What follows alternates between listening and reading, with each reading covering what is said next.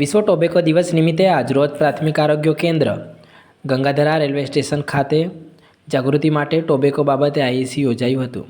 આ વિશ્વ ટોબેકો દિવસ નિમિત્તે સુરતના પલસાણા ખાતે આવેલા પ્રાથમિક આરોગ્ય કેન્દ્ર ગંગાધરાના રેલવે સ્ટેશન ઉપર યોજાયેલા લોક જાગૃતિ માટે યોજાયેલા ટોબેકો આઈસી બાબતે ટ્રેનના મુસાફરોને ટોબેકો બાબતે પેમ્પલેટ વિતરણ કરાયા હતા।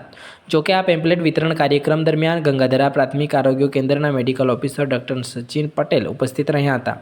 જ્યારે સાથે જ કાર્યક્રમમાં સુપરવાઇઝર ધર્મેશ રાઠોડ સહિત એમપીએચડબલ્યુ ભાઈઓ અને એફએચડબલ્યુ બહેનોની સાથે જ આશા બહેનોએ પણ હાજરી આપી હતી।